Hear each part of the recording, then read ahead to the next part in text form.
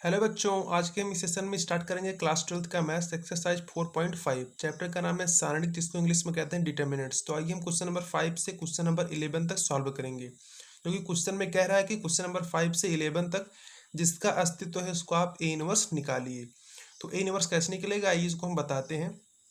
यदि सारणी ए का वैल्यू 0 के इक्वल आता है तो वह अस्तित्वहीन है, वो उसका ए इनवर्स निकालना संभव नहीं होगा। यदि सारणी ए का वैल्यू 0 के इक्वल नॉट आता है तो उसका अस्तित्व है और उसी का हम ए इनवर्स निकालेंगे। तो जैसे सबसे पहले इसको हम सारणी के इज इक्वल टू यहाँ पे मानेंगे, फिर इसका विस्तार करके इसके वैल्यू निकालेंगे तो यहाँ पे निकला है 14। अब 2x2 क्रम का है तो क्रॉस मल्टीप्लीकेशन होगा 2 का 3 के साथ, 4 का -2 के साथ, और सूत्र में होता है बीच में माइनस। तो यहाँ पे 6 + 8 इज इक्वल टू 14 आ गया। अब एडजॉइंट ए निकालने के लिए सबसे पहले आपको सेकंड चाहिए अवयव ए का। तो a11 के लिए -1 की पावर i + j अर्थात 1 + 1 जो कि होता है 2 इंटू में कैपिटल M11 मतलब उप सारणिक a11 के लिए। तो इस 2 के लिए इसके पंक्ति को छोड़ा, स्तंभ को छोड़ा, तो यहाँ पे क्या बचा 3। अब यदि -1 की पावर एक सम संख्या है तो यहाँ पे पॉजिटिव, यदि -1 की पावर एक विषम संख्या तो यहाँ पे निगेटिव। तो a11 से a22 तक के वैल्यू को मैंने यहाँ पे निकाल दिया है। आशा करता हूँ सभी को सेकंड और उपसारणिक निकालना आता होगा। तो चलिए, एडजॉइंट ए कैसे निकलेगा। जो हमारा सेकंड प्राप्त हुआ है इसी का हम होल ट्रांसपोज कर देंगे तो हमारा एडजॉइंट ए निकल जाएगा। और ए इनवर्स का फार्मूला होता है 1 सारणी के इंटू में एडजॉइंट ए। अब A inverse is equal to क्या होगा, 1 सारणी के का वैल्यू रखेंगे, यहाँ पे 14 निकला है, और एडजॉइंट ए का वैल्यू क्या है 3 2 -4 2। तो ए इनवर्स हमारा निकल गया। चलते हैं हम क्वेश्चन नंबर 6 की तरफ। तो क्वेश्चन नंबर 6 हमें दिया है ए इज इक्वल टू इतना है। सबसे पहले इसका हम निकालेंगे डिटर्मिनेंट ए। तो यहाँ पे हमारा निकल के आया है 13, जो कि 0 के नॉट इक्वल टू है, अतः इसका ए इनवर्स निकाल सकते हैं। तो 2x2 क्रम का विस्तार आप जानते हैं, क्रॉस मल्टीप्लीकेशन, बीच में माइनस का चिन्ह। चलिए हम ए के सेकंड को देखते हैं। तो a11 के लिए -1 की पावर 2। अब a11 के लिए हम उसके पंक्ति को छोड़ेंगे, स्तंभ को छोड़ेंगे, तो यहाँ पे बचेगा 2। अब -1 की पावर एक सम संख्या है तो यहाँ पे पॉजिटिव का 2। इसी प्रकार a11 से a22 तक के वैल्यू को मैंने यहाँ पे लिख दिया है, आप इसको निकाल सकते हैं स्वयं भी। अब एडजॉइंट इज इक्वल टू क्या है, जो यही मुझे 2 3 -5 -1 प्राप्त हुआ है, इसी का यदि हम होल ट्रांसपोज कर दें अर्थात परिवर्त कर दें तो हमें एडजॉइंट ए पता चल जाएगा।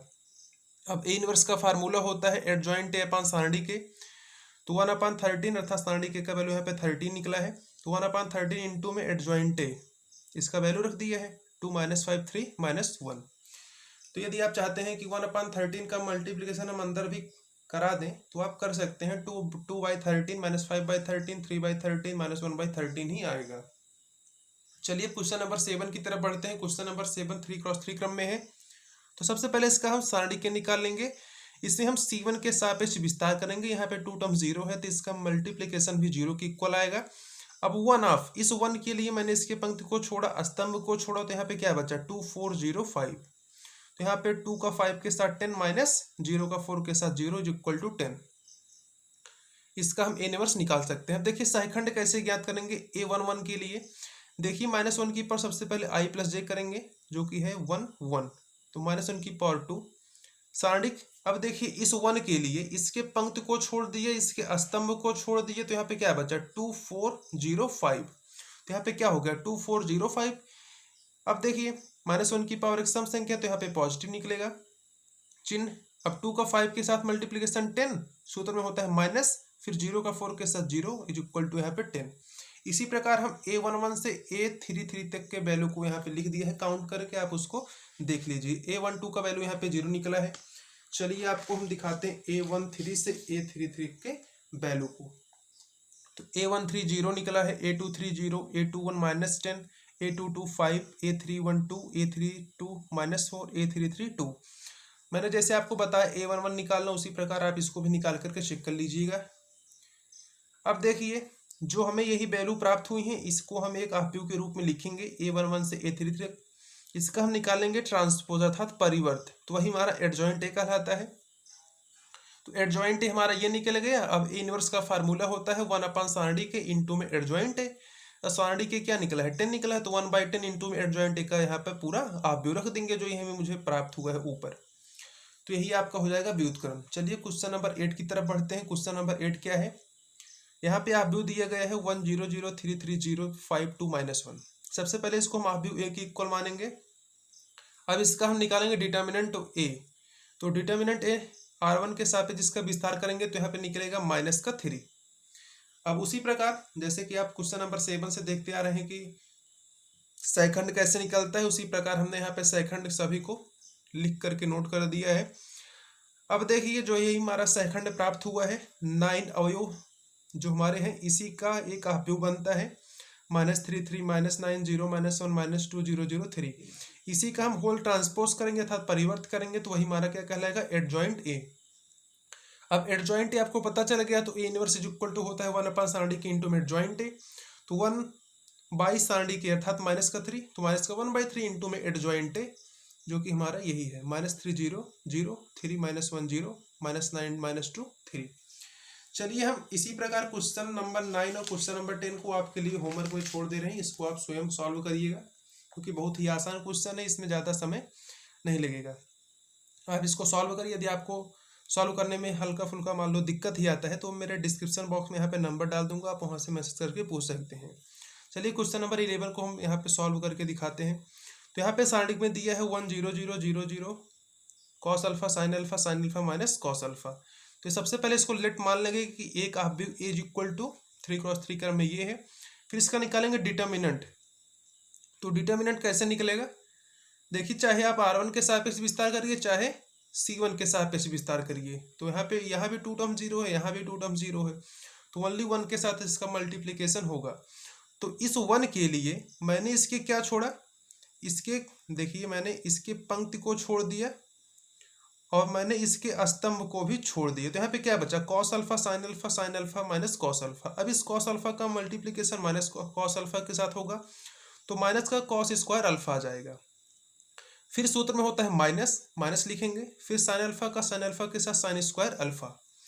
अब देखिए यहाँ से मैंने माइनस कॉमन ले लिया है तो sin square alpha plus cos square alpha का वैल्यू होता है 1। इसको आप सर्वसंख्या क्लास 10th मैथ्स में पढ़ चुके हैं कि sin square alpha plus cos square alpha का वैल्यू होता है 1, लेकिन बाहर माइनस था इसलिए माइनस का 1। इसी प्रकार हम इसका भी निकालेंगे सेकंड a11। तो -1 की पावर i + j अर्थात 2 हो गया। अब देखिए इस 1 के लिए देखिए a1 का तो आप निकाल चुके हैं ना, -1 आया तो यहाँ भी वही -1 आएगा, तो इसको आप -1 की इक्वल टू ले लीजिएगा। अब a12 के लिए देखिए इस 0 के लिए आप क्या करेंगे, इसके स्तंभ को छोड़ देंगे और इसके पंक्ति को छोड़ देंगे, तो यहाँ पे क्या बचेगा 0 sin alpha 0 minus cos alpha. अब माइनस cos अल्फा का 0 के साथ मल्टीप्लीकेशन होगा 0 आएगा, फिर लगाएंगे सूत्र के अनुसार माइनस, अब लगाएंगे 0 का इंटू करेंगे sin अल्फा के साथ, यहाँ भी 0 आ जाएगा। तो इसी प्रकार जैसे कि आप ऊपर सॉल्व कर चुके हैं कि a11 का वैल्यू कैसे निकलता है, फिर a12 का, उसी प्रकार मैंने इसका भी वैल्यू निकाल दिया है। यहाँ पे माइनस का cos अल्फा माइनस का sin अल्फा ही, इसको आप अच्छे से देख लीजिए। चलिए आपको हम दिखाते हैं a31 से a33 तक के वैल्यू को। तो a31 हमारा 0 निकला है, a32 माइनस का sin अल्फा है, a33 cos अल्फा है। अब देखिए इस संपूर्ण वैल्यू को हम एक अवयव के रूप में दर्शाएंगे और इसी का होल ट्रांसपोज करेंगे जिसको कहते हैं परिवर्त हिंदी में। तो वही हमारा क्या कहता है, एडजॉइंट ए। तो एडजॉइंट ए का वैल्यू हमारा कुछ इस प्रकार निकला है। अब ए इनवर्स का फार्मूला होता है 1/सारणी के इंटू में एडजॉइंट ए। अब देखिए सारणी के का वैल्यू यहाँ पे क्या निकला है, -1। अब इंटू में एडजॉइंट ए का वैल्यू यहाँ पे दिया गया है अर्थात एक अवयव के रूप में है ये, इसको आप नोट कर लीजिए। अब देखिए -1 का मल्टीप्लिकेशन अंदर कराएंगे तो जहाँ जहाँ माइनस है वहाँ पॉजिटिव हो जाएगा, जहाँ पॉजिटिव है वहाँ पे निगेटिव हो जाएगा। तो यहाँ पे पॉजिटिव था तो यहाँ पे निगेटिव होगा, यही आपका क्या है ए इनवर्स का वैल्यू। तो क्वेश्चन नंबर 5 से क्वेश्चन नंबर 11 तक सॉल्व हो चुका है। आशा करता हूँ आप सभी को यह वीडियो अच्छा लगा होगा। यदि आपको यह वीडियो पसंद आया हो तो हमारे चैनल को सब्सक्राइब करके बेल आइकन को प्रेस कर दीजिए। Thanks for watching this video, have a great day.